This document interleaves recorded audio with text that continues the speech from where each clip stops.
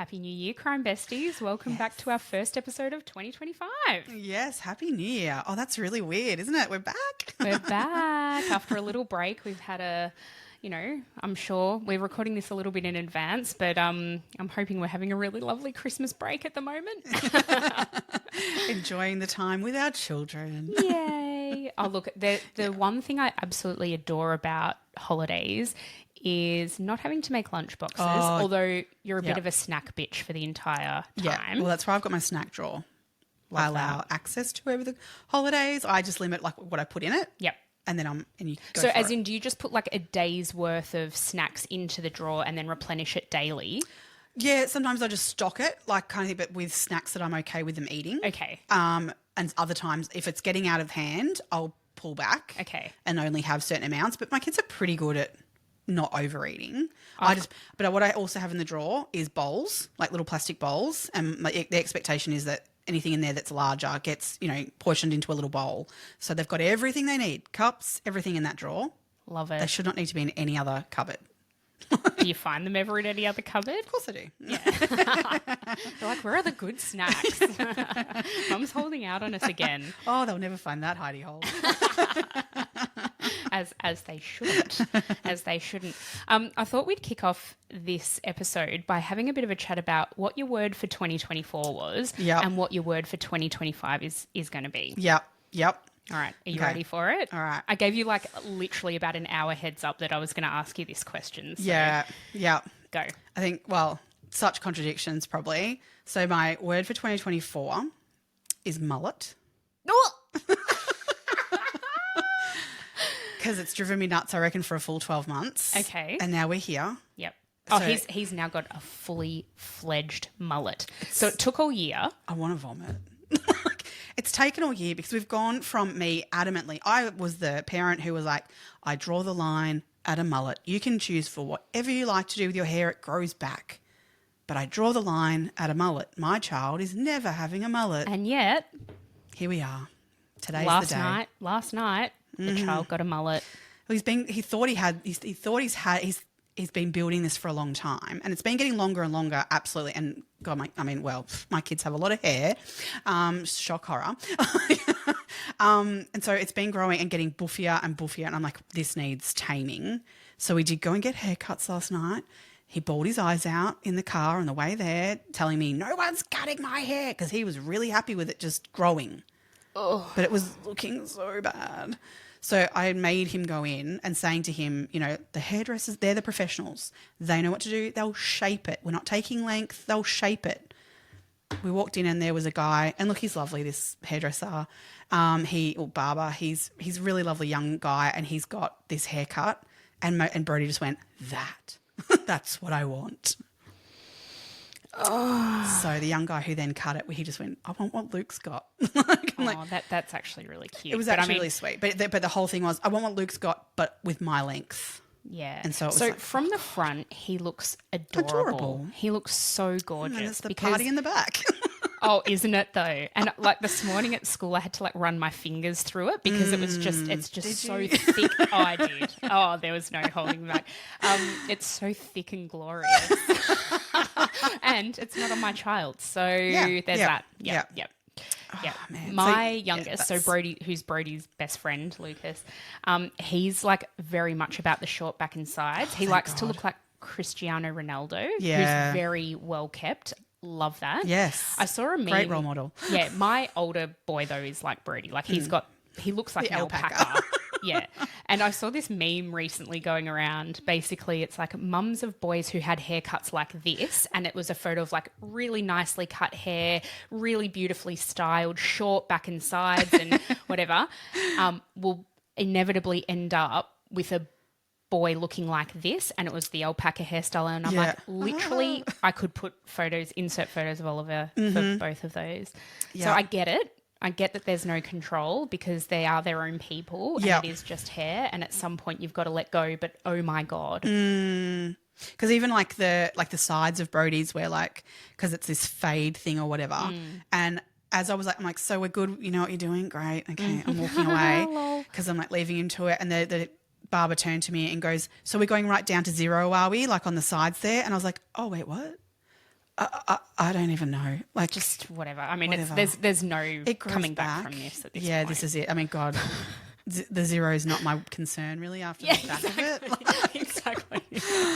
All right. So yeah, definitely this year has been, it's the talk of the mullet. A mullet of the year. Exactly. A mullet of a year. Yeah. Okay. What about yours? My word of 2024 is complex. I just feel like there've been a lot of complex situations this year and a lot of things that I've been working through and like realizing, and I think it's because I'm getting older. Yeah. And this year, 2025, You are getting old. I know, yeah. I'm really old.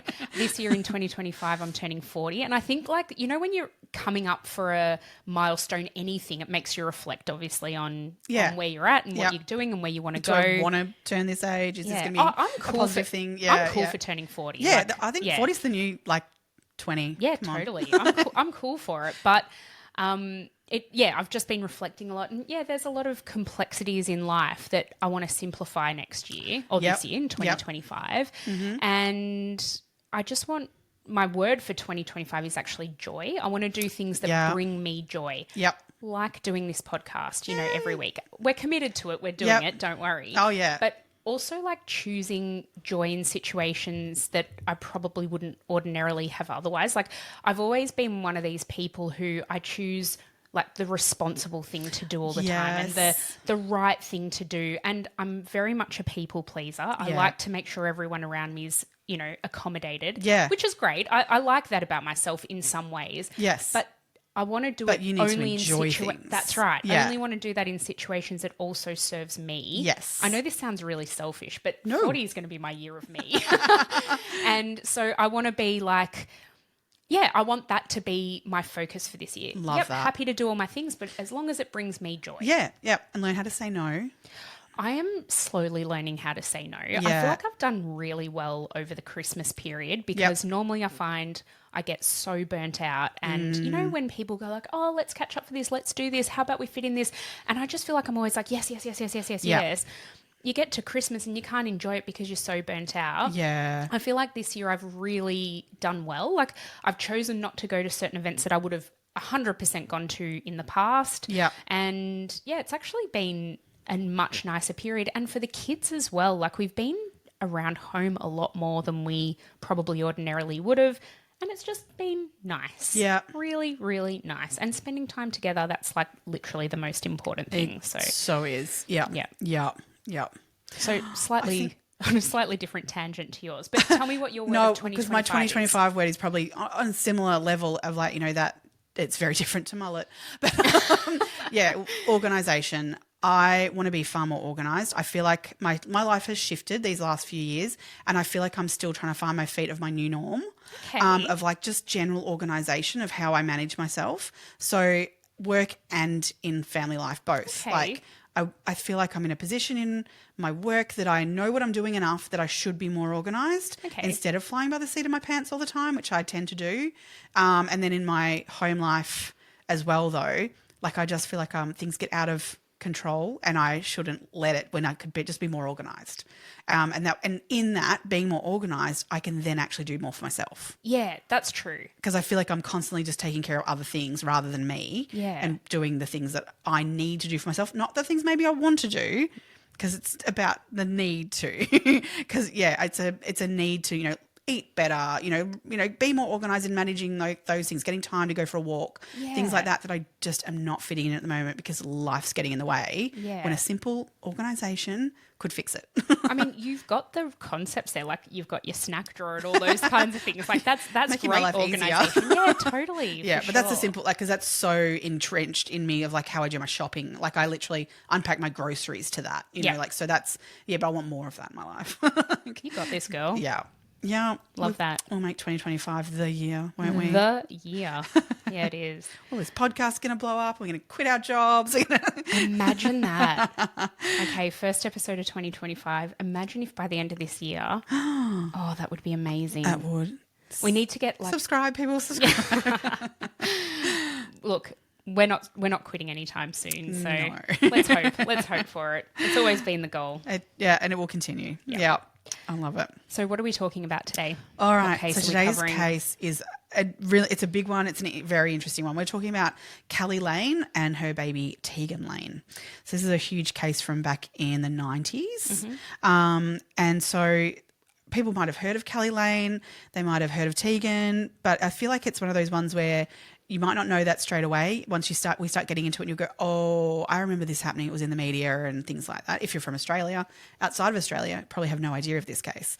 So it's a very interesting little... Although I did listen to a podcast from some UK-based podcasters who were sort of getting the story out there. So I think because it is such a complex and, there's that word, a complex and interesting story. Yeah. And there's so much nuance to it. Oh, God, yeah. Just really quickly, earlier in the week, Meg and I were having a chat about the way we felt about this. And I think we've got slightly differing opinions as to what's happened. Well, to what we believe. But it'll be interesting to see as we go along, because in this, you can find people who are absolutely for one way and the way one thing happened, and you can find the absolute opposite. So depending on, I guess, what you've listened to, what you've researched, can help form those opinions. How you interpret things. Exactly. Yeah. And I mean, at the end of the day, there's a missing baby, a missing child, a woman who would be in her 20s to this day if she were found. So, there's a lot. How old would Tegan be now? Is it about 24? Yeah, something like that. Yeah. That's insane. So there could be someone out there in living anywhere in the world that could be the person we're looking for in this. We don't know that. We don't know. And this is the thing that makes it so tricky. Yeah. So tricky. All right. Keli Lane was born on the 21st of March in 1975. So she's almost 50, I think. Yeah, she's 49. Yeah. 49. Yep. Her parents, Sandra and Robert Lane, were very well-respected members of the community. So Keli was born in Manly in Sydney. And, we know Manly and we know that area really well as true crime aficionados because this is the same setting that The Teacher's Pet was set in. So it's in that Insular Peninsula.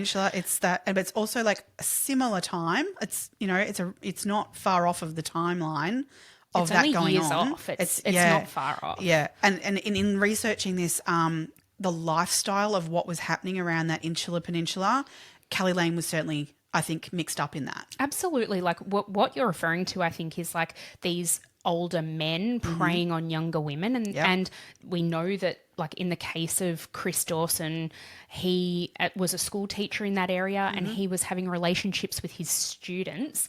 And similarly, so Keli Lane was a water polo player, and she says readily there were like 30-year-old men dating 16-year-old women from the water polo club, and you just think, what the hell? Like, I mean, but this was normal. Like, it wasn't just like a one-off salacious thing. This is the thing. You sort of listen to the Teacher's Pet, and you can sort of go, oh, there was these two men, as being the twins or the Dawson twins, that were doing this, and being involved in this. But then you realize when you look at this case, it was far bigger than just the two of them. It was like a culture. It was a culture on the northern beaches of Sydney, which is so scary. Gross. I really find it really horrible. And the fact that again, with this one, it's the adults in this situation have dropped the ball in that whole area.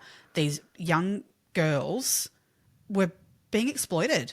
It just, really blows my mind getting into this, realising that across the board in that area was some whole lot of not good stuff going on. For sure. So Kelly's dad, Robert, was a police officer at Manly Police Station, and her mum was a hospital worker. I'm not quite sure exactly what she did there. I don't think she was a nurse or part of the medical staff. Right. But she held some job at the hospital. We need to come Manly back to Hospital. her. Pardon? We will come back to her. Oh, my God. I can't wait, actually, to get into that with you. Me too. So Keli was a really sporty child, and I think the family really placed a huge amount of value on sporting achievements and achievements in general. Keli wasn't, a stellar academic, but she did well at school. Yep. And she was very well liked. She was really popular. As I said, she was a water polo player. She was involved in quite a high level in the sport, like in state teams, and she even made a junior national team at one point. Yep. There was some suggestion that potentially at some point she might even be able to make an Olympic team, even though there's conjecture around that. Basically, in generally, people were saying about her was that she was a naturally gifted, talented athlete. It was whether or not her ambition was there or not. Well, was all that drew her. From what I've seen, like one of her coaches describes her as like she had the grit and determination to do it. Yeah. She didn't really have the natural talent as a water polo player, but she wanted to get there. Yeah. Then one of her friends says, and I think this is like completely fair, if she really wanted to be an elite athlete, she wouldn't be out drinking. Yeah. She wouldn't be out partying every weekend. Yeah. She could have actually probably, had she focused solely on that, she probably could have made it because she did have that natural innate ability. There's natural ability there. She just wasn't one that was cultivating it in herself because there was other draw cards that were more important to her. Yeah, and that's completely fair. We make our choices. I mean, I'm sure that out there, not just because you have the ability to be good at something doesn't mean that that's your passion. Yeah, but I think there was a massive expectation from her parents that she would achieve in the sporting arena. Yeah, and that, well, the family were very well known in the area. Just in general, as a community, they were like obviously people who participated in the community. They were on the committees of the surf club. You know, they were on the committees and, you know, and managers of water polo teams. They weren't a family who went, oh yeah, go along and do your sport. They participated. Which I think the dad, Robert, was like quite high up as a rugby coach in the area. Yeah, he was well respected in rugby. Yeah. Yeah. So yeah, they were involved in a lot of different things. Yeah, they had, you know, community, and people knew who the Lane family were. And they even say it in interviews. Yeah. They're like, well, we had a certain social standing. We had a certain reputation to uphold. Yeah. Yep. So interesting. It is. Look, the family dynamics here, we will get into this as the story goes along, but it is unbelievable. And you just can't believe that a family could function like this. I mean, at the surface level, yes, they were a functioning family. They were, you know, pillars of the community. But then you dig that one little layer, scratch that surface a little bit. Oh, only a little bit too. Yeah. And you're like, fuck, they were fucked. They were so dysfunctional. Yeah. I mean, I heard one sort of talk of a psychologist sort of saying that in the household, like Keli had been raised as a human being, not a girl. Like, so there was just there was never any talk around. I mean, little girls need conversations with their mum or their dad, whoever it is that can be in their life, talking about changes in your body and things like that, because that's important to have those conversations. Those sorts of emotional conversations never took place. Mm-mm. So she grew up she was raised as a tomboy as much as possible you could be raised as a tomboy, you know, so I don't think there was ever any emotional conversations happening in that house. I also, like in something that I've either read or listened to, there was talk that, you know, her mum never had a chat with her about periods or like reproductive health or anything like that. And look, plenty of parents aren't good at that. You know, I mean, I can vouch that my mum wasn't great. Like, you know, but, you know, with still enough kind of thing. Yeah, so you weren't like shocked when this happened to you. Yeah, but I think it was a whole nother level of that, of like, you know, that fully. I don't know how to talk about that with her, so we just don't talk about it. Yeah. I really get that sense that there was So then you nothing. think of Keli as a young teenager going through that. That'd be very isolating. And to not be able to talk to your mum about it, that's hard. That's hard, yeah. And I guess if she's grown up to be sort of quite insular, is she then talking to her friends about it? Like, I've got friends who I grew up with who never talked about periods, never talked about changes to their bodies. And then on the other hand, I've got friends who talk about it all the time. Yes. So I guess that depends, like, you know, the way you were raised and the way that whether this was a taboo thing in your household or not, whether it was something you talked about or not. Yeah. It's really interesting. This just sort of like builds a little bit more about what a picture what of who she is and how she grew up. Yeah, because it certainly impacts, I think, who she became as an adult. Well, not necessarily even adulthood when these things started for her. No, really, no. So, according to Sandra and Robert, their family values were respect for others, honesty. We'll get back to that, and they were sort of the mottos that the family lived by. Yeah. But did they? No. Well, yeah. Well, I don't think it was like, you know, we have a standing in they wanted to portray an image to others of how their family was, but I think at home there wasn't any communication. Yeah. beyond how other people perceive them. Yeah, they were successful in doing that because everyone who knew them superficially was like, oh, yeah, they were great. They, wonderful people. They did a lot for the community. Yeah. Keli also had a brother. Yeah. So it was a family unit of 4 people. Yeah. In 1992, do we start the timeline? Let's get to the timeline. Yeah. Because I think otherwise this episode's going to go on for... I mean, it's going to go on forever anyway. In November of 1992, Keli falls pregnant with her first child. She was 17 years old at the time, and she fell pregnant to her boyfriend, like a childhood sweetheart named Aaron Tyak. I think he pronounced his surname. Yeah, he's done well. She tells him about this pregnancy. So she obviously figures out that she's pregnant and that all of this is going on. And she tells him about it, and they decide mutually that she's going to have a termination. Yeah. Now, according to him, he drove her to the Manly dock. Yeah. She caught the ferry over to Sydney to have the termination at a clinic. And he waited for her to come back. And when she came back, he describes her as being broken. Yeah. So I wonder why he didn't go, but I guess it is, the 90s. They were 17. Yeah. I mean, to deal with that on your own, that's huge. I just feel for her. Absolutely. Imagine her being in that situation. Yeah. She hasn't told a soul aside from Aaron.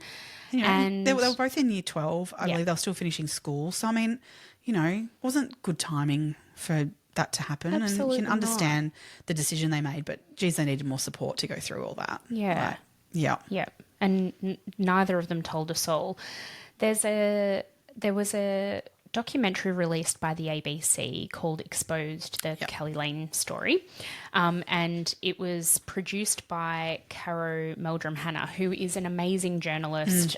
She's most famous for reporting for Four Corners. Yeah. And she this 3-part documentary, I suppose, is very interesting. Yeah. But she interviews Aaron as part of it. Yeah. In the earlier episodes especially. And he seems like a really lovely guy. Yeah. Like he's just a very simple man. Yeah. And he gets quite emotional recalling the events and how it all came about. And it still affects him to this day, which it would. Yep. Yeah. So, I'm sure there's unfortunately lots of girls that have been through that and lots of boys that, that have been together with somebody and that's happened and they've gone through that together. Yeah. So, it's not uncommon, but at the same time, it would have just been a really tough thing and it was clear he felt that she was very emotional about it. He was clearly emotional about it, but they made the right decision for them at the time. Yeah. Yep. Yeah, I fully agree. In mid-1994, Keli falls pregnant again for the second time. Yeah. This time it was allegedly to she was having an affair with a married man.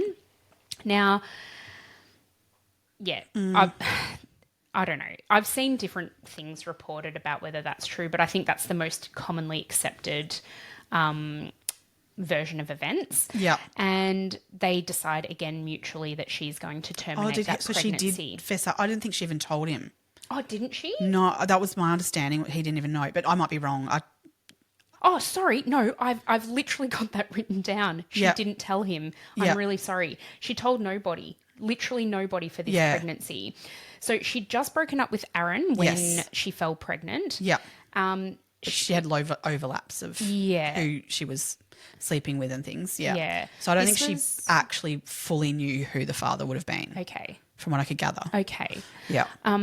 It was a late term abortion at 20 weeks gestation. So that's a completely different procedure to the first one, that what she had to go through. So, and from her account of that, it was pretty horrific. It was a 2-step process, overnight in hospital. They had to put insert a dilator. Yeah. It just sounded horrific the way she describes it. But at 20 weeks, you're halfway through a pregnancy. The fetus is, really far developed, really. I mean, I think viability these days for a fetus is 20 weeks off. I was going to say, I think it's 22 weeks. It's either 22 or 24. Either way, really close to viability. Yeah. So, it would have been such a traumatic thing for her to go through. But why did she wait until she was 20 weeks? That's really, well, she says she didn't know she was pregnant And look, there's a few things with that I can understand. As an athlete, she skipped periods. So, okay, you're not going to know that you haven't had a period and therefore you might be pregnant. Yeah. Completely understand that. But if she was taking the pill regularly enough and properly, she probably wouldn't have fallen pregnant. But again, I know plenty of people who have. She admits though that she wasn't taking the pill regularly. She was drinking a lot, so that could, and so it potentially renders it ineffective. Effective, yeah. So she actually wasn't compliant in terms of taking the pill. So what do you think is going to happen? Well, yeah. Because apparently the other thing is, like, back in the day, especially in this scene, the men were like, "Oh no, we don't wear condoms." Fucking hell. Yep, they don't have any responsibility. Oh, no. Why would they? Yep. Yeah, so, I mean, why she let it go that late, I don't know. Yep. Interesting. It's a very, very interesting But again, one. she did not tell anybody about this pregnancy. She never told her mum, never told a friend anything. Yeah. No. So, yeah, had her but the awful thing with it too, I think she actually went to one clinic where she'd gone to the last time to have the abortion. She went to the same clinic. They turned her away and said, we can't do it because it's because you're so far along. They referred her to another clinic to go and have the abortion. So, yeah, she had to go and seek this out and find all this stuff out for herself. She had no idea how to do this and found her way around all those things and worked it out all by herself, which is, I mean, that's awful. Yeah, how old is she at that point? 18? 18. Yeah. Yep.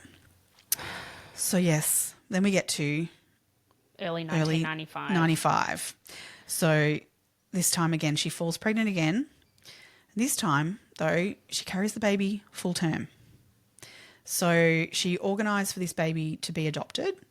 She didn't tell the father about it at all. Nope. She didn't tell anyone about this pregnancy. No. So this is where it gets really interesting with her pregnancies. So she had a boyfriend at the time. Mm-hmm. So they were having... Duncan Gillies, his name is. His name will keep coming up throughout this. So he was a rugby player. They were both sort of really amazing athletes, and they were like the golden couple kind of thing.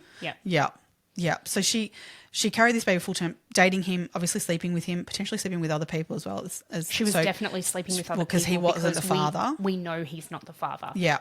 So this little baby was obviously carried to full term with him, with her boyfriend not knowing at all that she's 9 months pregnant. Okay, so they asked him about this at the inquest, right? And they were like, how did you know? Like, were you sexually active throughout this time? Yes, we were. Yeah. She'd stay over 3 or 4 nights a week, and we were intimate multiple times a week during that time. The way he describes it is very funny. But, I mean, it sort of takes you back to that, like, how funny. But they would have sex in a spooning position, and he wasn't allowed to touch her stomach because she was self-conscious that she'd put on weight. Yes, you'd put on weight because you were fucking nearly 9 months pregnant at this point. Yeah. I can't buy the fact that he didn't know. I think he just was convenient for him to not say anything and not do anything. And none of my business. What? Could have very easily been your baby. It wasn't. No. But it could have. How was he to know that? Yeah. He wasn't. And to think that no one, like, that he didn't go think to say to her, hey, do you think maybe you might be pregnant? Yeah. Like, so during this time, her water polo team was like doing really well, and they actually made the grand final of like the state-based competition, I think. Yeah. They won it. Yeah. And then that night they decided to go out for drinks. Yes. Now, at this point, Keli was 9 months pregnant. Yep. She just played... Like, but on that too, she's played a grand final in water polo. Now, water polo is an incredibly physical game. And I don't mean just in terms of what she needs, how physical she needs to be. I mean, there is scratching, pulling.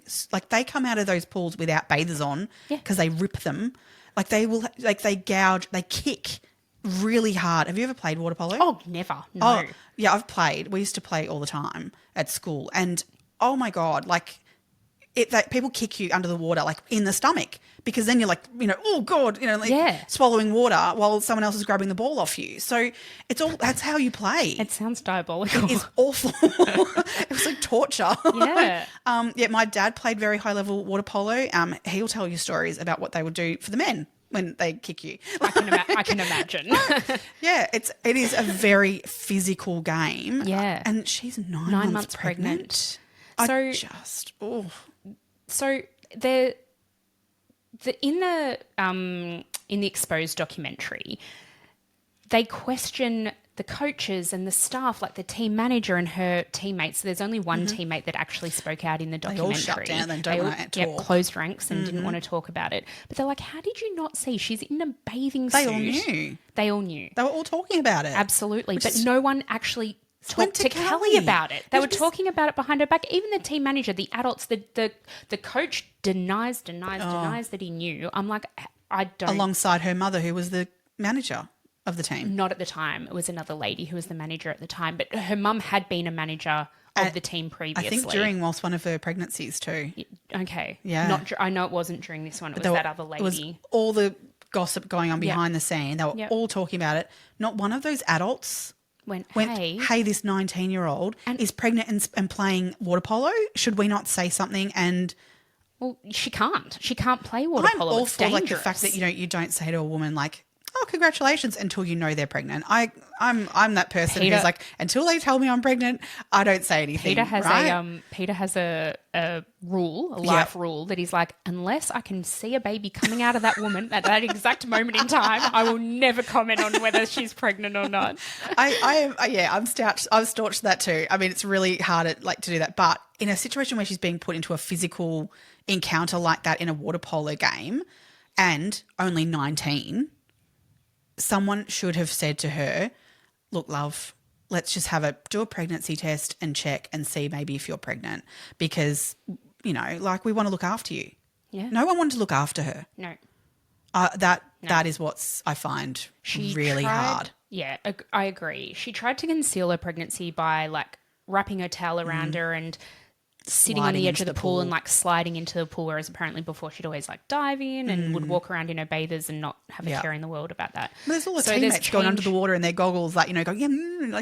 She's definitely pregnant. But not actually going up to her and going, hey, are you all right? Yeah. Because you haven't told anyone about it. Yeah. And do you need some help? Do you need... I know to this day, like that woman they did interview on that show, she says she regrets not saying anything. But I don't put it on the other 19-year-old girls, to be really honest. I mean, especially in that day and age. I think today kids would be more, at 19 would be more upfront with their friend. Yeah. But the adults should have been more protective. 100%. They should have guilt, and they do have something to answer to on that, I reckon. Yeah. So they've won this grand final. They've gone out to the pub. No, we've just gone off on the tangent, but that's fine.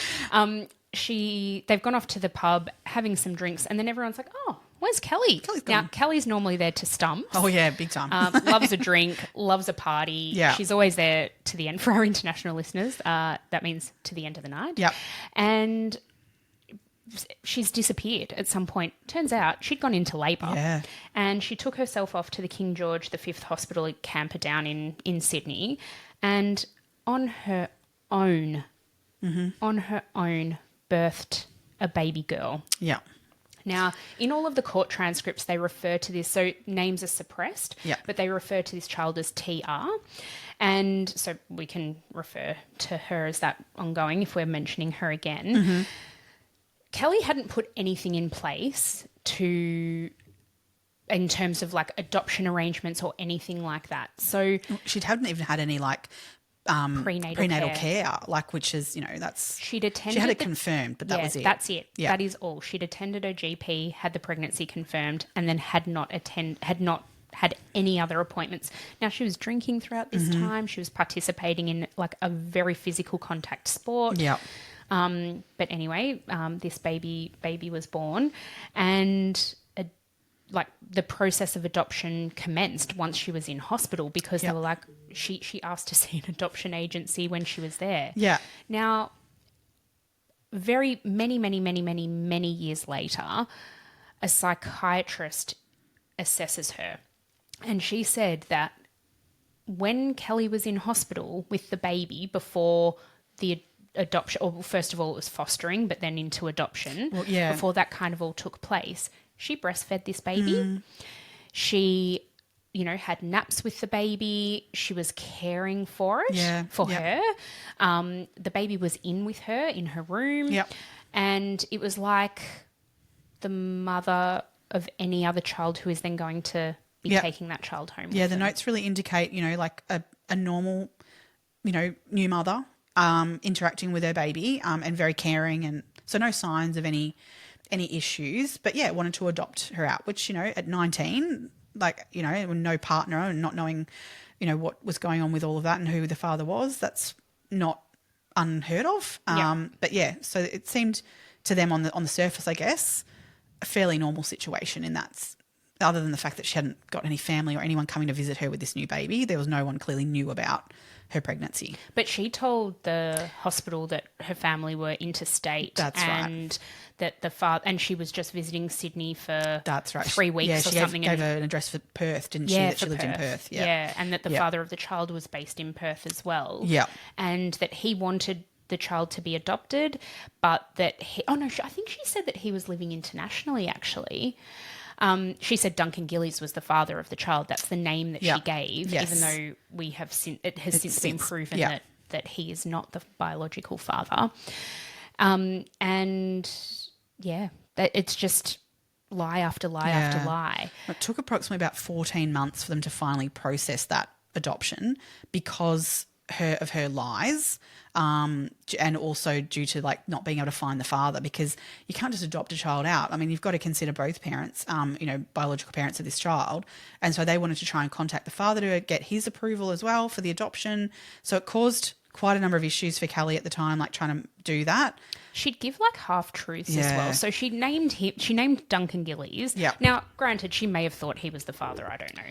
But she named him. And she gave them his phone number with 1 digit wrong. Yeah. She gave them an address that was fictitious. Yeah. She gave them an address. An old address. An old address that was instead of being 75A, it was 7A or something like that. So it was almost right. Yeah. Yeah.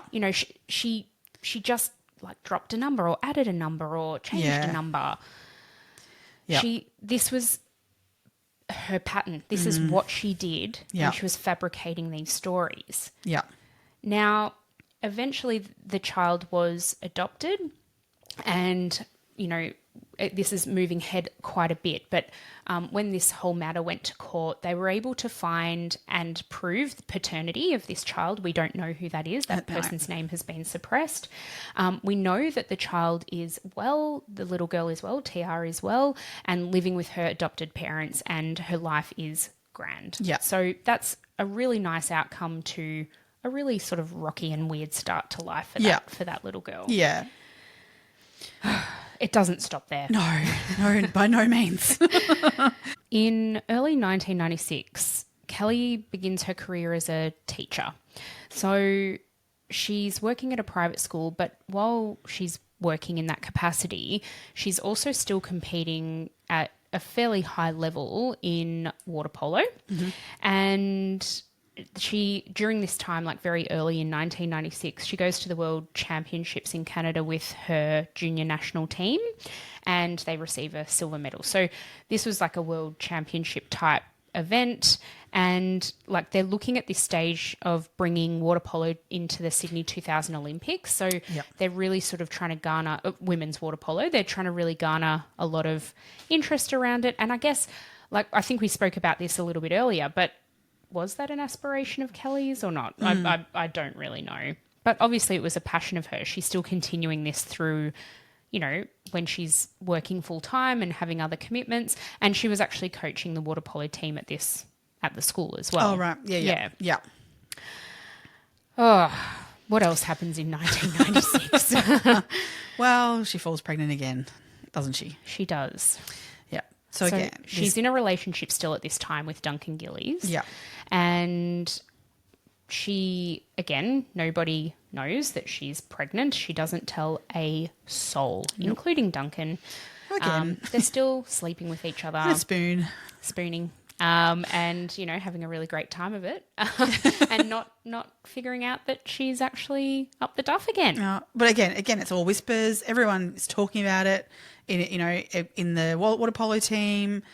So they all know, but they don't say anything again. Yep. again. Yep. On the 12th of September in 1996, Keli gives birth to a daughter named Tegan at Auburn Hospital in Western Sydney. This is... I don't even know how to start to unpack this to explain it to people, but we'll go with her story. I guess we'll just give her story for now, and then we can come back, can't we? I think that's a good idea. Yeah. So she gives birth to this baby daughter, and again, she nurtures the child. She breastfeeds the child. She's in hospital for 2 days. Well, can we just go back one little step? Sure. Prior to her giving birth, she is... Again, she's never told anyone. So there's certain commitments she has that she has to fulfill to, I guess, continue her life as the way it is. One of those things being like there's a wedding coming up that she's, her whole family's going to be at, obliged to be at. And so she knows this date of this wedding is looming, and it's close to within weeks of sort of, I guess, her due date for this baby that no one knows about. But it's getting so close that she's like, I'm not going to be able to get to this wedding if I don't, or I'm going to be looking very pregnant maybe at this wedding. So she is pretty keen to get this baby out and sort of, I guess, done with.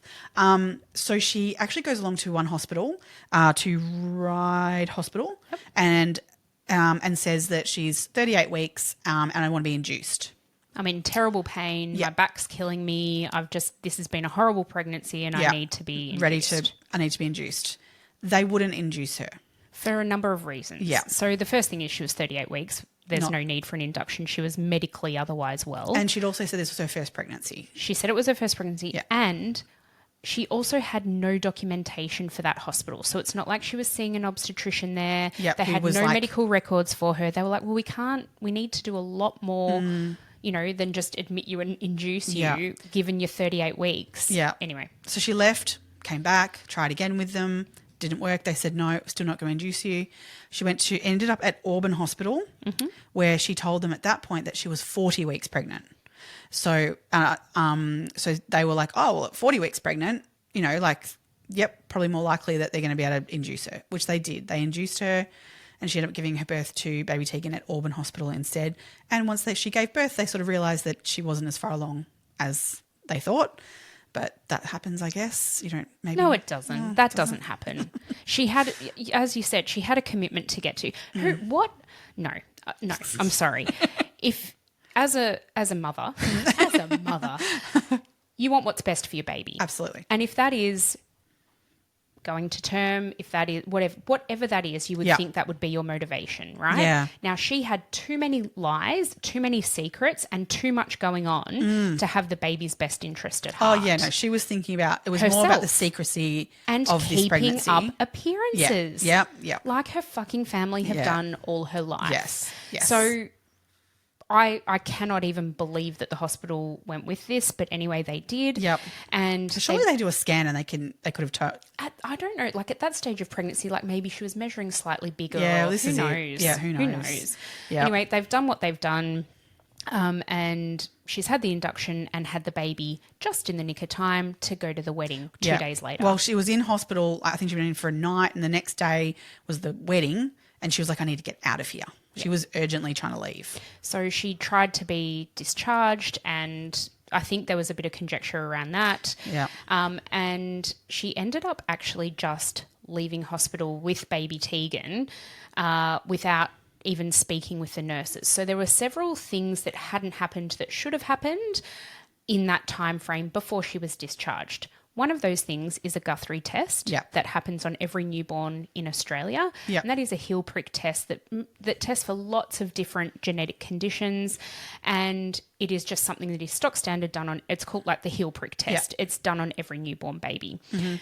Those Guthrie cards are stored indefinitely, and they have in the past been able to inform police with DNA, like you can extract DNA from them. It's just a dry blood spot test. Extract DNA, but because baby Tegan never had that done, we don't have any DNA for her. Mm-hmm. Apparently the room that Keli was in during her time at Auburn Hospital had like a fire escape attached to it. Just keep that in mind. Yeah. Keli's story is that on that day she walked out of a man by the name of Andrew Norris. who was the father of this child, came up and was going to take responsibility for the child. The backstory of that is that he and his partner, Mel, were unable to have babies and were trying to have babies and were very, very excited to bring this baby into their care. And it was mutually agreed among the parties that they would take baby Tegan home. So Keli's story is that Andrew came up to her room, they walked down together with baby Tegan into the foyer of the hospital in the waiting area where Mel and Andrew's mother were in the waiting room waiting to take this baby home. Yep. There are several stories then about what happened. First story is that Andrew drove her and dropped her at Duncan Gillies' house. Yep. Another story is that she got a taxi. Yep. I think there was even a third. I can't remember whether there was a third or was it just the two. Anyway, yeah. She then says that she went back to Duncan's house because she needed to pick up her suit, her outfit for the wedding. She then went to her mum and dad's place, which is where she met Duncan, and they went on to the wedding, Duncan and the rest of the family, because they were all going together. Where she wore a white suit. It's giving total Meghan Markle vibes. Like, when she bloody walks out to, show baby Archie to the Queen, and she's literally given birth 24 hours before, and she's in a freaking white dress. I hate they make them do that anyway. But yeah, just white. Now, the other thing that's worth noting is Tegan was actually born by cesarean section. Oh my God. I literally was going to say, I can't imagine if she even had a C-section. Holy cow. Oh, God. So couldn't she even has stand upright. Yep. She has had major abdominal surgery Now, 2 days I did not before. realise that. Yes. Watching that video clip of her at the wedding, because there's obviously a videographer at the wedding, you can see her footage of her, which, confirms that she did go to this wedding. That's where she was on that date. You see her walking through. That's not a woman who's just given birth via C-section. Mm-hmm.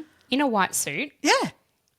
She's, as you said, she's standing upright. Like all my friends who've had C-sections, God. you're sort of a bit hunched over. I couldn't even walk down the corridor holding on to they've got the baby in the wheelie bassinet in the bassinet thing, right? I remember walking down to the nurse's station, which would have been probably 20 metres down from my room, trying to and I'm using the nurse was with me, so I was almost using the wheelie thing as a frame to walk with, but they weren't letting me just hold it because obviously it's not safe. But yeah, because you needed sort of help support to walk. Well, that makes sense. All of your stabilizing core muscles have been cut in half. Yeah. Even laying in bed and flat back, I was had the bed up because you just, I don't know, you want to hunch over. Yeah. Ooh. I mean, even I've had both of mine were natural deliveries. Yeah. And even then, I remember walking from the delivery suite to my room and thinking, oh my God, they're going to let me walk? I felt like I couldn't even walk. Well, I couldn't even feel my legs. There was no walking. I was what are these things? But let alone all the things that happen after birth and the fluids that are coming out. Yeah. And I'm not only talking from down there, I'm talking about milky sort of stuff. And a couple of days later, her milk would be at least starting to come in. Because that's the thing. She's not taken a medication to stop that from occurring. No. Because she could be really painful. Yeah, she was breastfeeding baby Tegan in hospital. So that would have stimulated the production of milk. Yeah, that blows my mind. I had it You're in my just head. leaking from it was bad everywhere. enough thinking that she'd naturally deliver, but C-section, oh, God. Mm-hmm. Yeah. Okay. So there's photos of her at the wedding. As you said, there's video footage of her at the wedding. She's in a white suit with a white hat and she's having a grand old time. Okay. That was 2 days after giving birth. Yep. Yep. We hear nothing else. No. That's that She's baby. kind of back to her, back to her normal life. Yep. Apparently, after each birth, she would have, so in terms of perceptions from her friends and family, she'd obviously developed a little bit of a system about how she would disappear for these 2 or 3 days to have these births without anyone knowing. Yeah. So her being gone for the couple of days, no one really questioned it. I guess she was an adult. What do you do? I'm sorry, someone. She was 20 something. She was 21 years old at the time. Yeah. You come and go when you're 21, don't you? And she was still living with her parents, I believe. Yeah, but maybe they thought she was at Duncan's house and Duncan thought she was at home. I don't know that people would think to question that. I find that sad. It is sad. Yeah. It is really, really sad because, again, she was alone in that situation. She didn't ask or reach out for support from anyone. No. I just can't even think, like, okay, maybe you know your parents they are who they are. You think you'd have a close girlfriend or even your brother, I don't know, somebody who you think could support you through it. Oh, your boyfriend. Well, yeah. Wait, for all accounts, like, you know, why couldn't Duncan have been the father of this baby that she could have confessed to and said, we need to sort this out? Like, and that's the thing. You shouldn't feel alone in a pregnancy because there are two people it takes to make it. Absolutely. To this day, we don't know who the father of Tegan is. So when I say she, Keli claims that it was Duncan again. So she claimed the first pregnancy was Duncan. Oh, yeah. The second pregnancy was, the first live birth was Duncan and the second live birth was Duncan. But then she says it's this Andrew Tegan. Norris. Yes, but that comes later. Yeah. It's so her web of lies is so confusing and so hard to keep track of. Absolutely. But anyway. Yeah. Okay. So we're going to fast forward now to February of 1999. Yep. Keli finds herself pregnant again. Mm-hmm.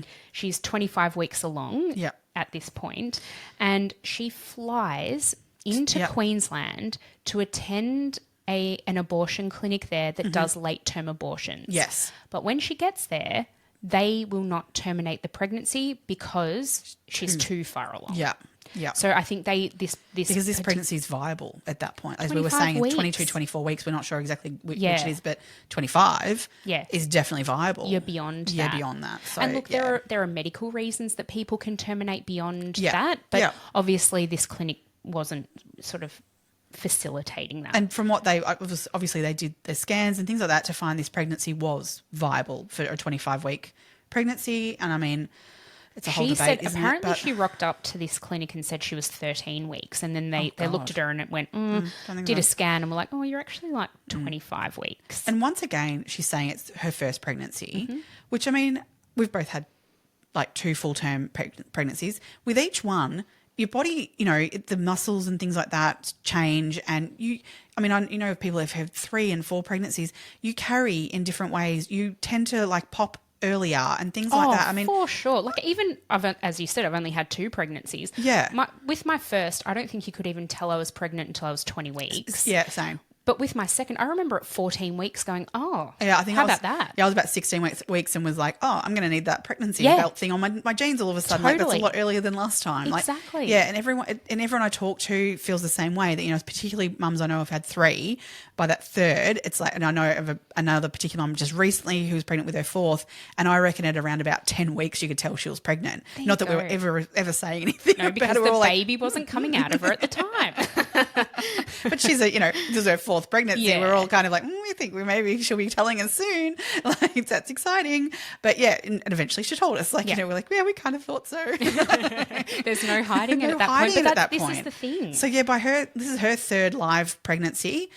You would think that her body would be showing this differently, but again, told no one. And yeah, I don't know. It's bizarre. It does, yeah. In mid-1999, she gives birth for the 3rd time, and this time it's a boy. Mm-hmm. So in the court transcripts, they refer to this young boy as AJ.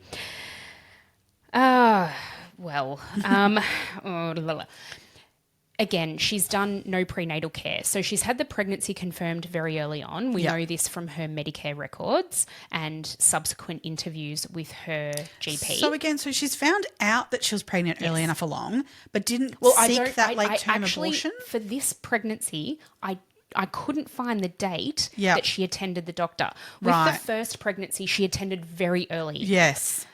With Tegan, she attended very early. When I say very early, like in the first 10 weeks. Yep. With this one, I actually couldn't find a date. Work that out. I'm curious as to when she, again, like you would know earlier to me, like knowing what that felt like and all those sorts of things. Because by 25 weeks, you're definitely feeling that baby move around. Oh, for sure. Like, for sure. I don't know. Yep. So she's been refused, obviously, the termination. Yep. The late-term termination. So she has no choice but to proceed with the pregnancy. Yeah. Again, she's had no antenatal care.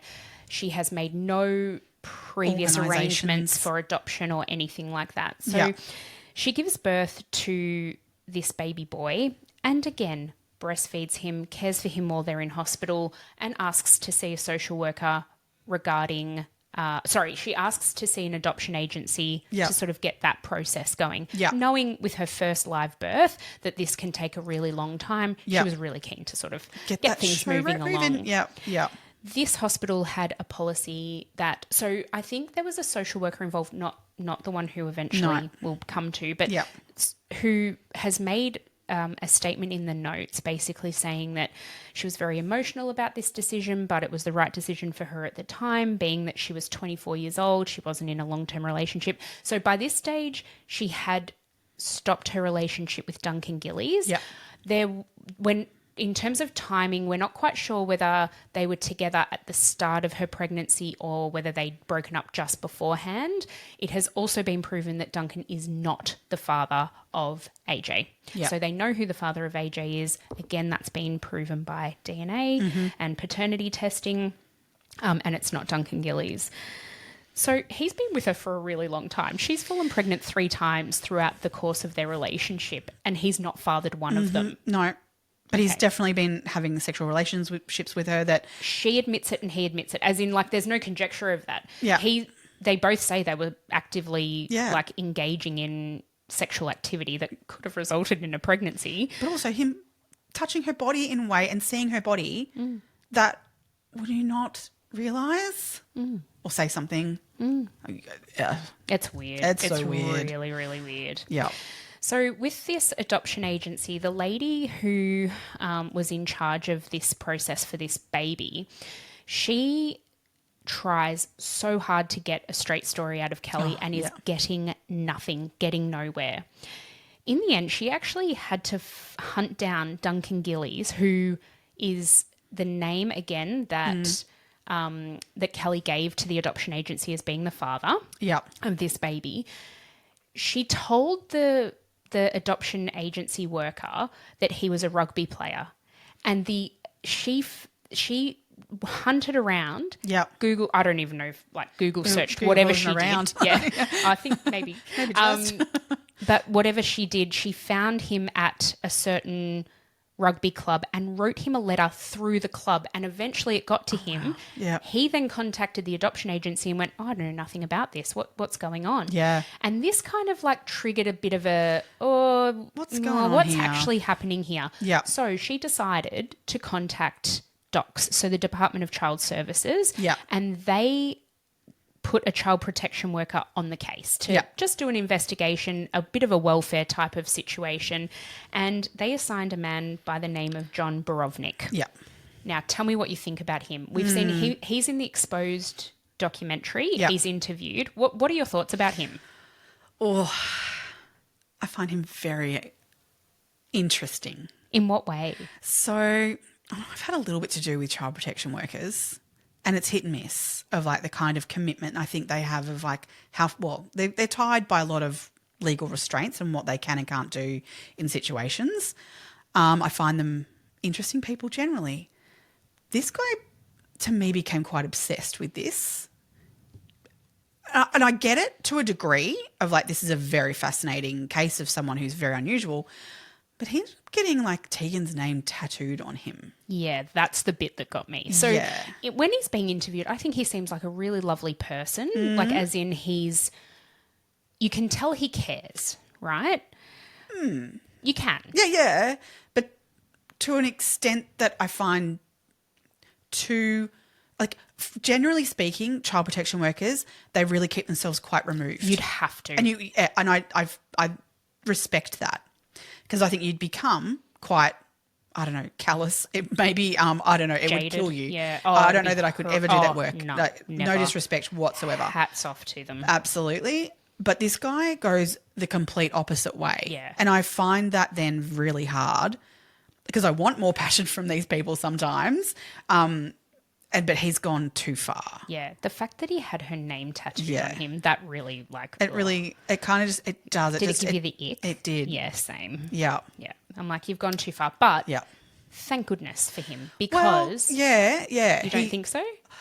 Again, I just think I think he's taken it too far, but I know that what he's discovered, and I think it needed to be discovered. Absolutely. Yeah, because otherwise we wouldn't even know that Tegan was a missing person. So what he's put together is, so he's assisting the adoption agency from a child protection standpoint.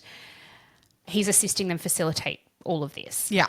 And he interviews and has a chat with Keli, and she tells him that this is her first pregnancy.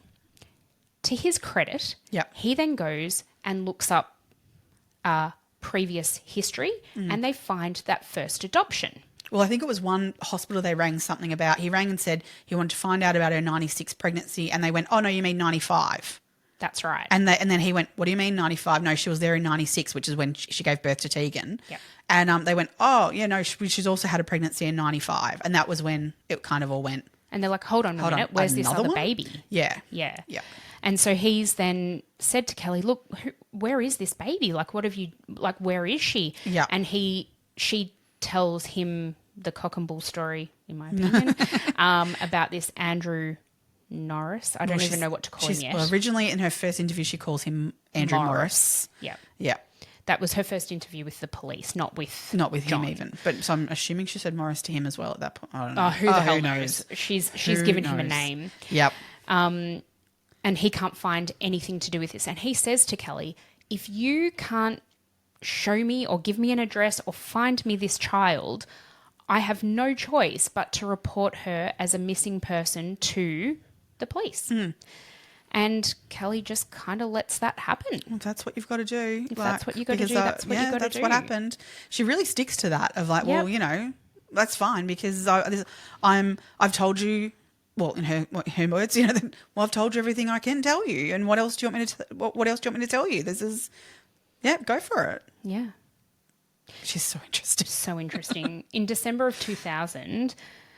Keli's pregnant again. This time to a new boyfriend. To a boyfriend, and that they're engaged to get married. She's 24? 26? Yep. Yep. 26 years of age. They're engaged. They're in a relationship, a long-term relationship.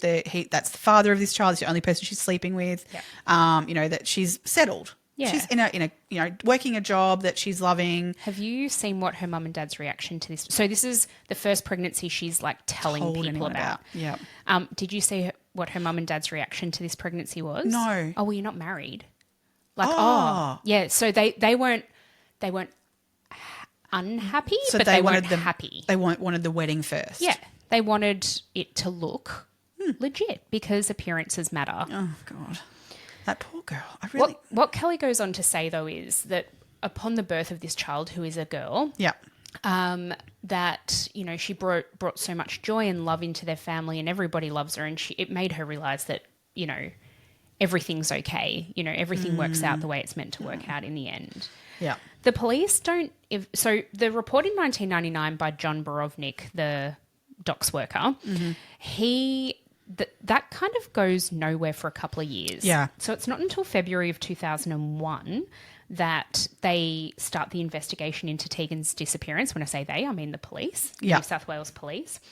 Unfortunately, this is actually handed to Manly Police Station to handle in the first instance. And that is the police station that Keli's dad worked at and had this very big presence and reputation in. Yeah. They were also going through a whole lot of stuff to do with some corrupt police officers. Wasn't it like half of the people there were like terminated and whatever because it was like full of corruption and they were taking... Oh, yeah. Yeah. That's a whole nother story. Oh, yeah. So this goes straight to a cop at Manly, and it's questionable whether or not loyalty to... He worked with Rob. Rob so whether that kind of, you know, went, oh, I don't know if I want to work on that, like kind of thing may have happened. I don't know about that because the way that, like, you can see the interview tapes with him, and I think he just takes it really lightly. Yeah. I think they're investigating the disappearance of a child, and he just kind of like... I mean, I get you're gathering information at the start. He knows nothing. So, you're not going to be like hard and fast straight on. But in this interview, she says that Andrew Morris with an M for Mary, is the father of the child, and she tells the story about handing baby Tegan over in the hospital foyer. It's kind of taken at face value that that's what happened, and they almost sort of go, okay. And they're like, oh, well, we just need to find this Andrew Morris guy and it'll all be good. Yeah. We can close the case. Yeah. Incorrect. So do you think too, like maybe there was a bit of an attitude of this is a brand new baby that no one knew her, no one knew she existed. And I wonder whether there's a little bit of a layer of, for some people, like if you don't know the person, you don't know, you're removed from it. There's no connection of like it's not a missing person because they weren't a person. Do you know what I mean? I totally get that, because my thing is, and even when I was explaining to Peter this case last night, and this was definitely a thought that I have not seen addressed anywhere. There was never a birth certificate filed for Tegan Lane. Yep. So does she exist in the eyes of the law? But what I can't understand is, how can you have a baby in a hospital and then not submit the birth certificate without it being followed up by the Registry of Births, Deaths and Marriages, or followed up by but the hospital? I don't know who has responsibility in that jurisdiction, but surely, because I know a friend of mine who had a baby and she just kind of like in the throes of it forgot to, like, that she filled it out, just hadn't posted it off yet. Yeah. And she actually got a letter to say, you must register this baby's birth within 12 weeks or whatever of birth. Yeah. Or My 5 understanding weeks is or that whatever the hospital submit whatever to birth, deaths and marriages, and then the paperwork has to come from you to marry that up. So they sort of have this open case kind of thing. So did no one follow that up with baby Tegan? Yeah, mustn't have. Yeah, but I guess back in the 90s, I mean, I go back to this is a long time before. Like my dad's birth certificate is fucked up. Like there's been name changes on that he can actually pull out pieces of paper basically with different names on it. There's weird stuff that's gone on in the past in births, deaths and marriages, and whether or not computers would only really new computer systems would have been new to it. I don't know whether or not it's just got lost in the system. It must have, because it has never been followed up. No. So we've got a baby who's been born that has no birth certificate and therefore no record. Yeah. I mean, this is the thing though, the only record that we know she existed and that she was born is because there are hospital notes. Yeah. And because Keli named her. Yeah. Then her name is on all of that all of the hospital notes and documentation. Yeah. Yeah. Oh. So nothing much comes of that after the interview. No. After that first interview. On the 20th of June in 2005, an inquest into Tegan's disappearance and suspected death commences. Now, this inquest is interesting and I think at the end of the day, it ended where it needed to end, but there was a lot of in and out, back and forth, a lot of not quite truths, a lot of things that were not investigated properly that were being presented. Not every single person who had involvement in the case was interviewed or brought to the court for the inquest. Yep. I think it was somewhat lacking in certain respects. However, the conclusion of the inquest was that on the balance of probability, baby Tegan was dead. Yeah. And a homicide investigation needed to be entered into by New South Wales Police. I struggle with that. Why? Where's the evidence that she's dead? Where is she? That's where I fully agree with the coroner concluding that there needs to be an investigation, 100%, and a proper full investigation. But I just can't see how you can conclude that she's dead. You don't know. No, okay. I disagree. I don't think there's enough evidence to prove it. I'm not saying she's not dead. I think on the balance of probability, she is dead. I don't disagree, but there's reasonable doubt. Oh, don't get me wrong. Criminally, absolutely there is reasonable doubt. So what's the threshold of a coroner's court saying she's dead? No, it is on the balance of probability for a coronial inquest. So I fully agree with the fact that on the balance of probability, this child is dead.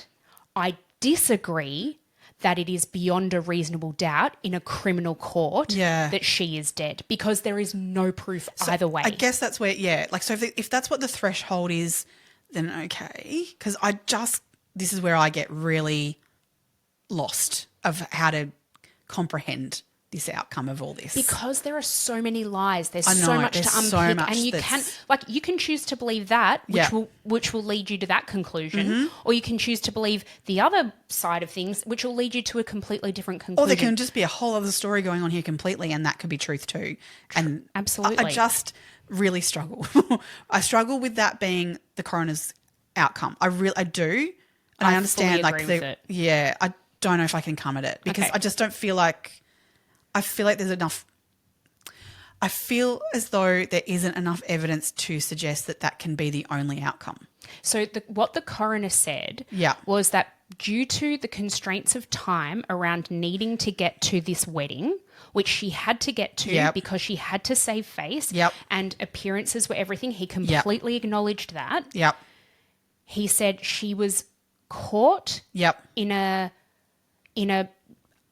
basically in a zone or in a wall. Exactly. She was backed against a wall. She had nothing else to do. Yep. I do agree with that. So I guess it's a threshold of what it is that Absolutely. Yeah. Okay. All right. Okay.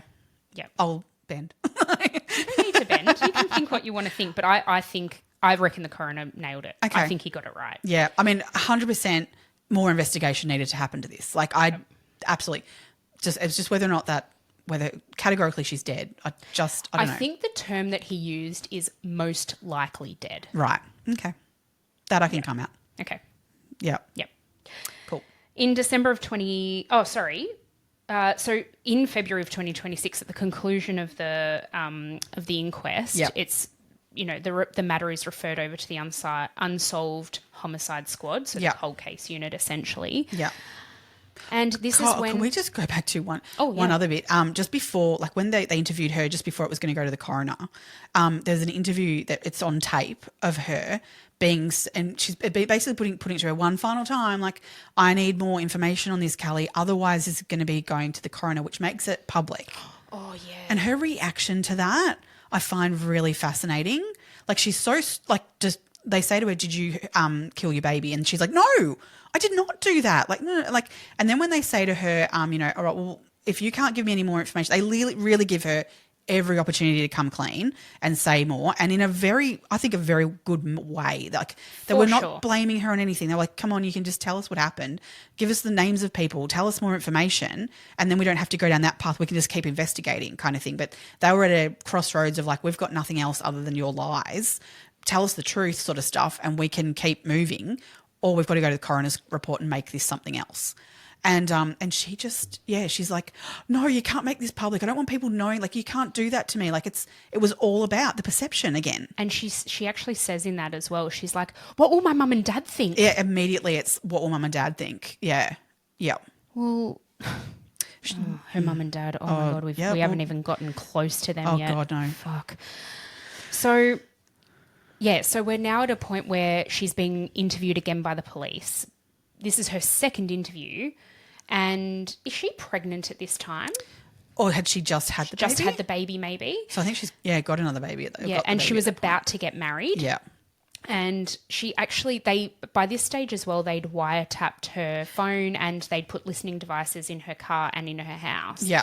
And she rings a friend. So she must have had the baby, because she rings a friend and says, can you look after my baby? I've got to go to a dress fitting. But it turned out she actually was going to be interviewed by the police about the homicide of... She didn't tell anybody about any of this still going on. She's nobody knows. Still got this other life sort of stuff that she lives her life, and then, I've got to deal with this stuff in the background that she's not telling anyone about. No. During the phone taps, I found that really, really interesting, the conversations between Keli and her mum on those phone taps, because her mum is absolutely questioning how this could happen. She genuinely says that she didn't know anything about her daughter, who was living in her home, being pregnant freaking 5 times at this point. Yeah. She even says something like along the lines of, so you're saying like some single bloke or some guy wanted to raise the baby? Like, that just doesn't make sense, Keli. Like, she's very cold. Oh, she's a very interesting person. I she has nothing to do with this. Like, No, she's not absolutely. by She's no not means. culpable. However, in this situation, but she's definitely played a role in raising Keli in a certain way. Yeah. And Keli obviously felt she couldn't go to her parents and go, I'm in this really dreadful situation. Yeah. Help. Yep. You know, I need some support. I get that by having seen the bits of pieces of who she is. And I don't know her at all, but I don't think I'd feel comfortable going and talking to her about anything emotional. That's for damn sure. No, she's very hard line. Oh, yeah. And look, the dad is like, he's a bit goofy or something. Like, he's a bit of an interesting character in and of himself. Yeah. And I can imagine he just says what his wife says. Like, he's obviously towing the party line there. They are adamant that they knew nothing about these pregnancies. But what I find interesting in these phone taps between Keli and Sandra is Keli will repeat every question that is asked of her, and it's like she has to formulate an answer, so she repeats the question. So, for example, her mum's like, well, what happened to the baby? And she goes, what? What happened to the baby? Oh, well, I gave it to Andrew. And I found that, like, in these phone taps, I'm like, oh, that's really interesting. Yeah, right. She's biding her time. She's giving herself a time to think about her answer. Okay, what was my lie? Yeah. Because if it was the truth, it would just roll off the tongue. It would, you don't have to think about the truth. Yeah. But she has to think about the stories that she's told and the names that she's given and make sure she gets ends and ends not mixed up. She almost doesn't think about the story that she's told. She just tells a new lie every time. And I feel like she doesn't have this understanding of that it needs to make sequential sense. Like, otherwise people won't believe you, because she doesn't seem to worry about that in her lies. Yeah. Oh, it's really so true. fascinating. It's so true.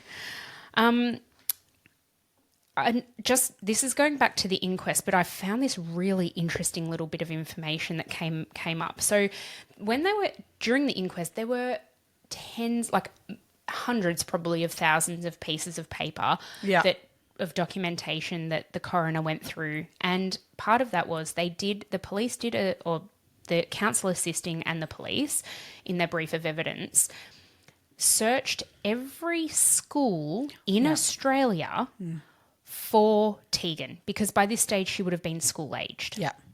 Now, they looked for females born on the 12th of September or thereabouts. I think they gave days either side. Yeah. They found a girl by the name of Tegan Chapman with the same date of birth. Her birth certificate listed an Alan Norris as the father. Yep. And so they thought, oh, my God, you beauty, we found her. We've actually found her. DNA testing proved it wasn't her. Yeah, but, well, coincidence. What a coincidence. Yeah. What a coincidence. Yeah. So, look, I think, things are exhaustive in that respect. They've then gone to trial, basically. Yep. So the police have done everything in their power to try and find Tegan, to try and find Andrew Norris Morris, and for somebody to come forward. Yeah. And it was very public, once it hit the media and stuff too, that, I mean, if anyone happened to know someone who fit this category, someone would have nudged them to step forward if they were in Australia. And if you were a decent human being and you saw that somebody you knew who was the biological mother of your child was potentially going to end up in prison because you're hiding for some unknown reason. Like, there's no reson for him to hide. He's done nothing wrong. No, he's the father of the child. He's biologically, he's legally allowed to have this baby. He didn't register the birth. So there'd be a few things he could be, I guess, held accountable for, but they're nothing compared to years in prison. And I'm sure they'd all be pardoned if they found Tegan and went, thank God we found her. Exactly. There'd be a few things that he would have needed to check boxes on and that he hasn't, that they haven't done. And that's where that story just sort of starts to get a bit. It really does. Did it really happen? And this is the thing that gets me. Yeah. This is what makes me think personally that Tegan is not alive. She's never been registered, had a birth registered. Now, in Australia, it is really difficult to do anything without a birth certificate these days. You cannot open a bank account. No. You cannot get a job. You cannot get a passport. You cannot register a child to school. And Medicare. There's nothing's been nothing on Medicare's been registered. And you can't tell me that a child in their entire life does not need to at least go to the doctor 20 times probably through a childhood. If, you know, that's just once. a standard thing. Exactly, let alone once. Yeah. So either Andrew Norris Morris is an incredibly neglectful father, or the child was taken overseas. That's possible because apparently in 1996, a very early infant, like, so I think if you were under 3 months of age, you could actually travel out of the country without a passport. Yeah. Yeah. So that is certainly a possibility. So records were checked though, and I don't think they ever found that an Andrew Norris Morris had left the country within that 3 month period. That's again, if the name's correct. That's exactly right. So we can't rule out entirely that was possible at the time. Yeah. But what I'm saying is, by the name Keli gave... Yes, by that name, yeah. Nobody left the country. But, yeah. By that name. Yeah. So, okay, where's the story's Tegan? Definitely not true. I think there's elements of truth. Potentially the guy's name was Andrew, but not Norris or Morris. So at the end of that exposed documentary, that comes out essentially. Keli basically says, because Caro by this stage is frustrated. Wouldn't you be? You're in a web of these lies. Nobody knows what's truth, what's not, what's half lies, what's not. That's what really is frustrating about this is everyone's trying to help her. She's the one reaching out to get help from these people. And people are actually trying super hard to help her out here. And she's not helping herself. No. Because then to sit in that interview and finally admit that, well, maybe I've got his surname wrong.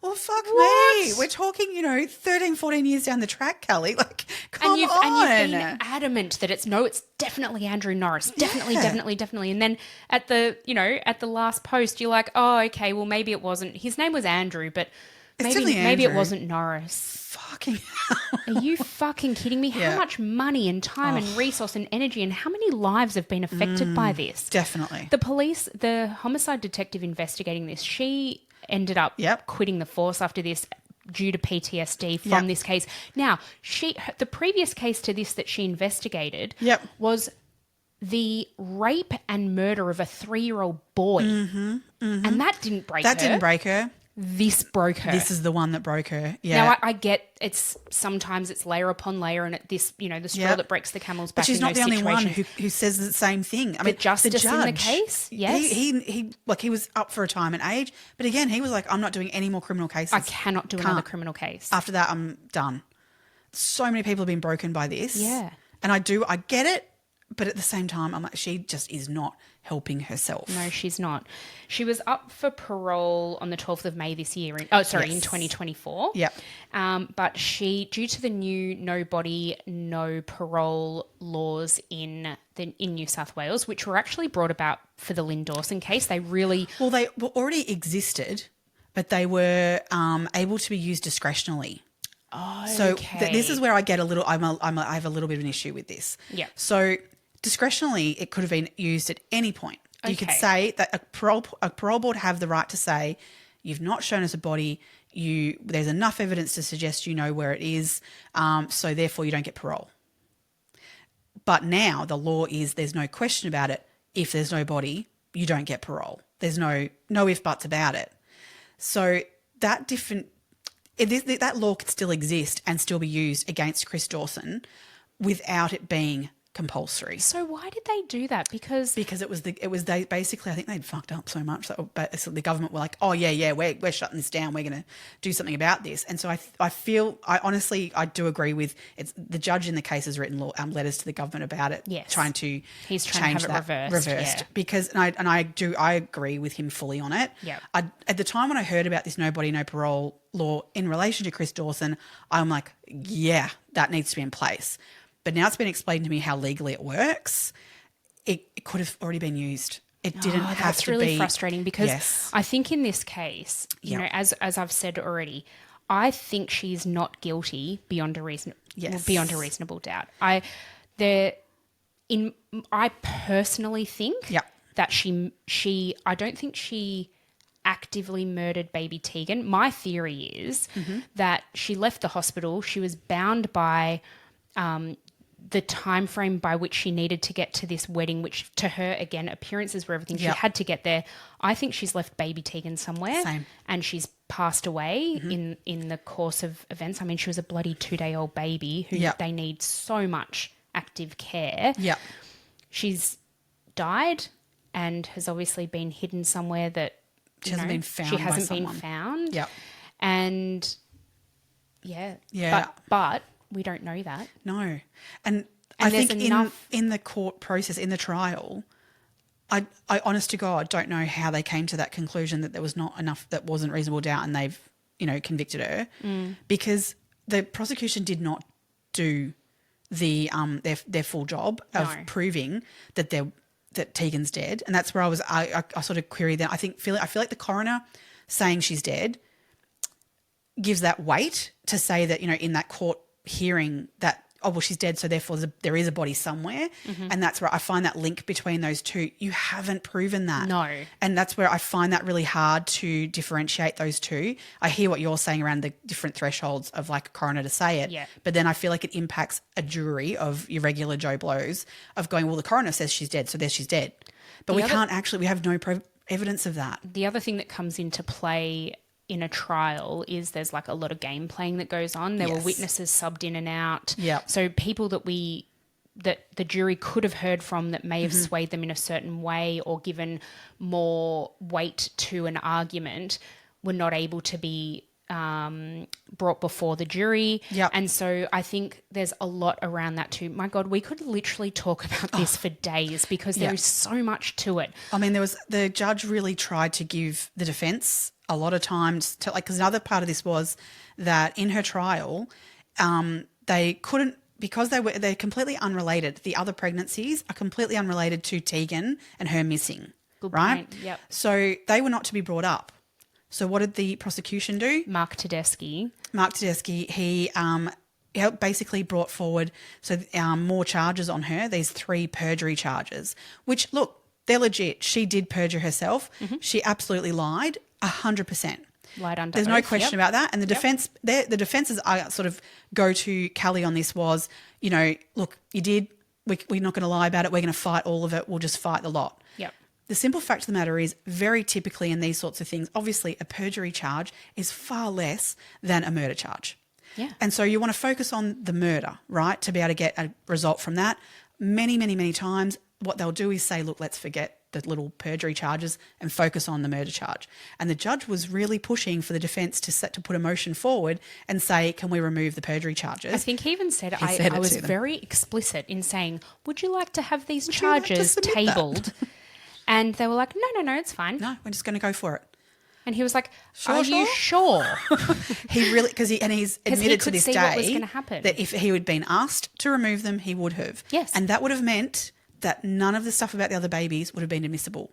Because those perjury charges remained, the jury got the whole salacious story of previous pregnancies. Of her terminations, of her promiscuity. I don't even Which know I don't know how promiscuity even comes into this. This is because that has literally nothing to do with the fact that she's up for a murder charge against a child she's delivered. I have a real issue with that I feel like she was actually convicted of being promiscuous. Like being a slut. Instead of the murder of a baby. Yeah, I fully agree with you on that. But the evidence was not there to actually convict. I'm not saying that I don't think she did or didn't murder Tegan. So you think Tegan's dead? I don't know. I think she's dead. I very much probably lean slightly that way. Look, her story about Andrew Norris and that there was Mel and his mum sitting in the foyer. The mum bit, even the Mel bit gets bullshit. Me. I Mel, don't the girlfriend. believe. Oh yeah, I'll just take on this other woman's child. No worries. Yeah. You cheated on me, but let's raise the child from that. I think the other thing that sits uncomfortably with me, and look, this is just the nature of society, I suppose, is that people would rather believe that Keli killed her baby than that the dad would want to take responsibility for that baby without the mother being involved, without the biological mother being involved. Yes. Yeah. I think that's a question we need to ask ourselves as well. Yeah. Yeah. But I still think Tegan's dead. I cannot rule out that she didn't hand the baby to someone. But then where is she? Absolutely. Because there's a moment where I think it's Caro actually asks her, well, okay, so who did you pass the baby to? You know, like, tell me more about this Andrew person or whatever.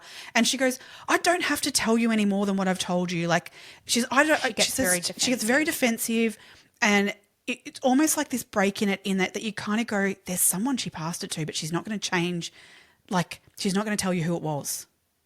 See, I interpreted that so differently. I thought when I saw that, that she was like, I've made up this story and I'm within my parameters and I can't think outside of it. So don't ask me any more questions. This is my story and I'm sticking to it. Yeah, yeah. I don't know. I have a theory of that she's walked out through that fire escape door and potentially gone near the dumpsters at the back of the hospital there and has left the baby there. Yeah. I don't think she actually, like, say, you know, slit a baby's throat. No, I fully agree with that. I cannot have someone suggest that. No. I don't think she has physically murdered the child. She's like actively murdered the child. I think she's left it somewhere, as you said. Yeah. I really do. And look, I think that's a plausible potential story of what's gone on. Mm-hmm. But I also, probably slightly less than, could also think that there's someone who has said, I'll sort the baby out for you, and has taken the baby from her.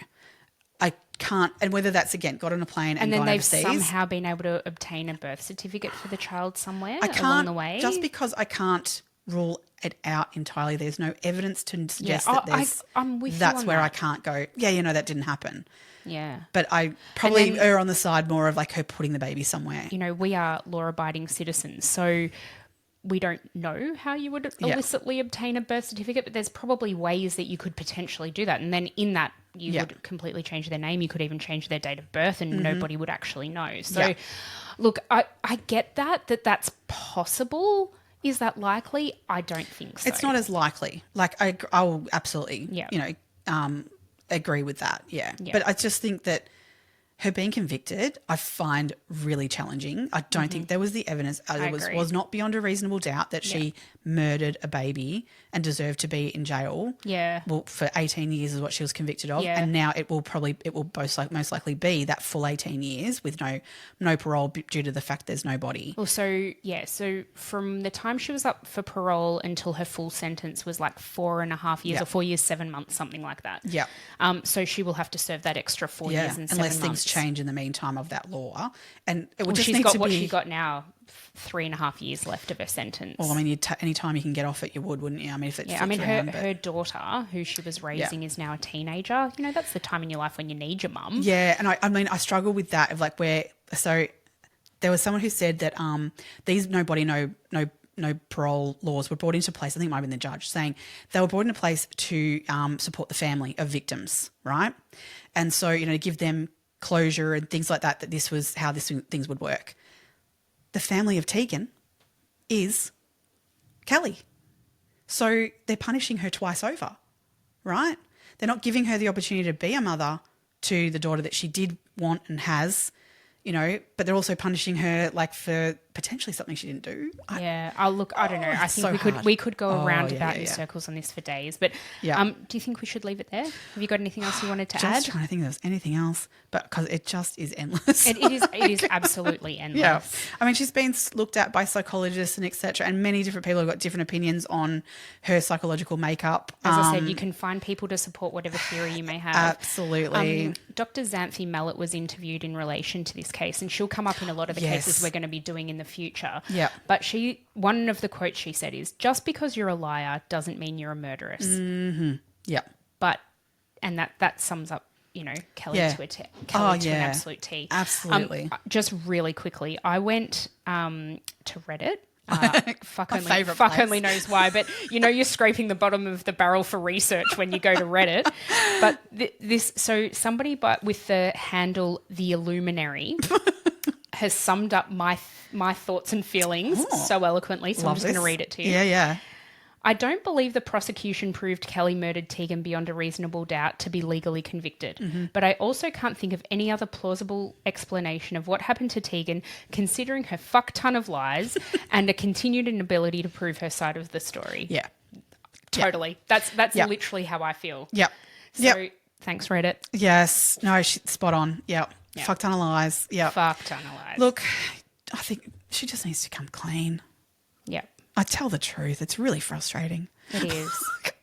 And we all want to know for our own sanity. I mean, I have to also just sort of state, like, as much as like the jury, I think the jury got it wrong, 100%. Yep. They did take 8 days to come to that conclusion, Yeah. and it ended up being 11-1. And the judge made the call that they would go with majority rule. Yeah, as opposed to unanimous. And even though to this day he has come out and said that he doesn't think it should have gone that way. Yeah. So, but he also has his job is to get the proceeding completed. That was not his job. He wasn't to do that in that situation. So he was very good at what at his job. Really, he did. Yeah, he did a good job. But oh my God! All right, let's leave it there because, as I said, we could talk about this for days. Please join us on next week's episode. We're going to be covering the Jinx. It's a huge one. It's a big one. Yeah, we've got a lot of research to do. Yeah. Oh, I'm so watching that Netflix show again. Can't wait. Let's do it. Thank you everybody for joining us for another episode of Two Crime Besties. Don't forget to, follow us over on the socials. Yeah. Commenting, following, liking. We absolutely love it. Yeah. And if you want to buy us a coffee, you can do so at buymeacoffee.com/Two Crime Besties. All the links down below. You'll find all those in the show notes. Thank you, everyone. Stay curious, Crime Besties. Bye.